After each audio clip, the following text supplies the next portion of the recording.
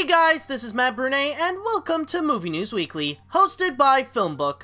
Now, before we begin, let's take a look at what we got in this week's news, which includes Sully grabbing some attention, what $150 million worth of Desperate looks like, get ready for a gritty Marvel movie, getting back to high noon, when is the darkest hour, meaning Mrs. Whatsit and Mrs. Who, Johnny Depp is looking into the murders of rappers, the true identity of Slade Wilson, one of this year's controversies getting the Spurlock treatment, and what Alfonso Cuarón is up to.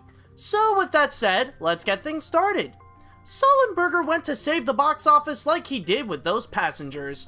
Sully brought some audiences back in theaters by making it at the top of the box office this weekend with $35.5 million.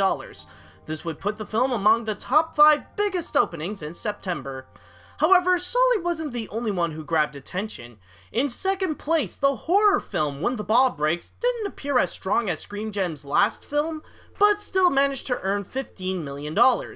Meanwhile, the new animated flick, The Wildlife, failed to get noticed by the public and landed very low in 5th place with more than $3 million under Don't Breathe with more than $8 million and Suicide Squad with more than $5.5 million. Following from behind include Kubo and the Two Strings, close to The Wildlife with more than $3 million, Pete's Dragon with $3 million, and Bad Moms with less than $3 million.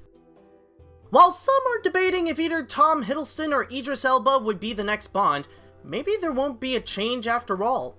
Sony has been reported that they want Daniel Craig to stay as the iconic spy for 2 more films so badly that they are willing to pay him $150 million to do so.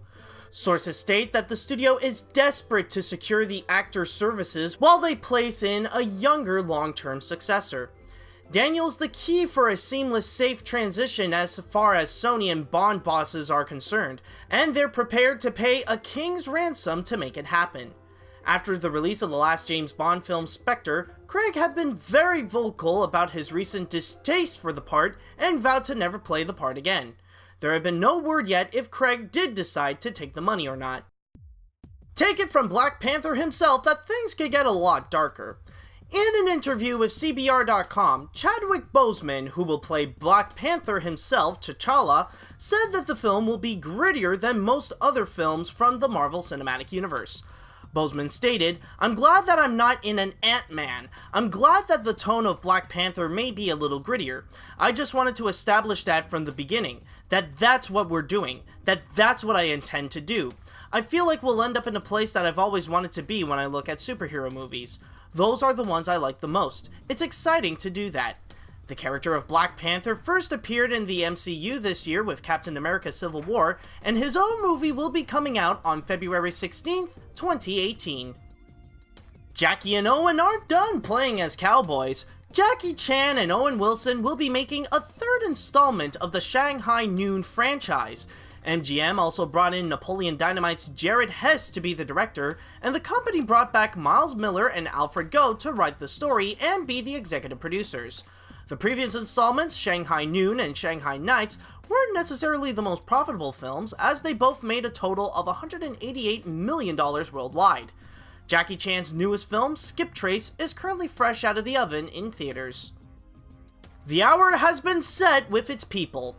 Focus Features has announced both the cast and the release date for Darkest Hour. Set during World War II, when England was almost at the mercy of Nazi Germany in 1940, the movie features Gary Oldman as Winston Churchill, Kristen Scott Thomas as his wife, Ben Mendelsohn as King George VI, Lily James as Churchill's secretary, and John Hurt as Neville Chamberlain, the Prime Minister after Churchill. The movie will be written by Oscar-nominated Anthony McCartan and directed by Joe Wright, and The Darkest Hour will be scheduled to be released on November 24th, 2017. The girl power could be very strong on this one. Reese Witherspoon and Mindy Kaling are now in talks with Disney to join Oprah Winfrey to be featured in A Wrinkle in Time. Not only does the cast seem to feature some prominent and respected women, but even the crew has some great girls too, including Ava DuVernay on board as the director, and Jennifer Lee, one of the directors of Frozen, as the writer. If the actresses accept, Witherspoon will play as Mrs. Whatsit, and Kaling will be Mrs. Who.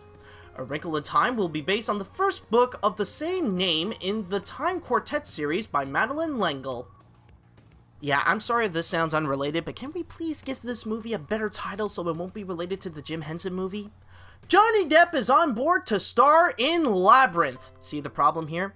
He will be playing as Detective Russell Poole in the film that's based on the book called Labyrinth. A detective investigates the murders of Tupac Shakur and Notorious B.I.G., the implications of Death Row Records' Suge Knight, and the origins of the Los Angeles police scandal.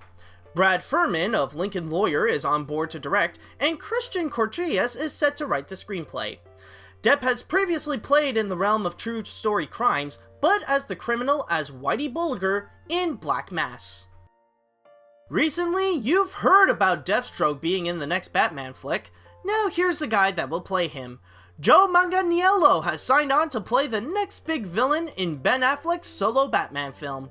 He will be taking the place of Manu Bennett, who was the last Deathstroke in the CW series Arrow.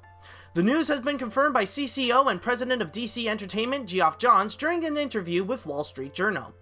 Deathstroke began in the comics back in 1980 in The New Teen Titans #2, but later appeared outside of the team and eventually squared off with Batman. With a story like this, it surely calls for the documentary man himself. Morgan Spurlock is on board as the producer of an unnamed documentary regarding the armed takeover of the Malheur National Wildlife Refuge in Oregon that happened earlier this year. Directed and filmed by David Byers, he captured many pieces of footage for 6 weeks during the occupation led by Amon Bundy. The trial for Bundy has begun this week, while a dozen of the other militants in the other group have already been pled guilty. The movie will be under Spurlock's Warrior Poets production company and Impact Partners. Been a while since we've heard from this guy. Alfonso Cuarón and Participant Medium revealed their next untitled project they'll be working on. The movie will be set in the 1970s and will focus on a middle-class family in Mexico City. Participant Media CEO David Lin stated, Alfonso is a master storyteller who breaks cultural boundaries around the world and skillfully connecting audiences through the power of cinema. We are elated to be joining him on this film. The last movie Cuarón worked on was the big-budgeted Gravity, which ended up as a huge success by making $723 million worldwide and made him the first ever Mexican to win an Oscar for Best Director.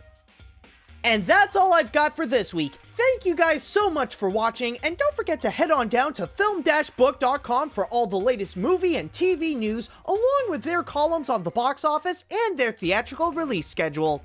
Also, you can follow them on whatever social media you'd like. And while you're at it, you can follow me on my YouTube, Facebook, and Twitter if you're more into stuff like animation, Disney, and my weird sense of humor. If you were watching this on YouTube, then hit that like button and come subscribe to us, and also leave a little comment on what you think on the news this week. If you were listening to this on a podcast on iTunes or any other podcast service, then don't forget to rate and review what you just heard. Tune in next time for another round of Movie News Weekly, and until next week, see you later, dudes!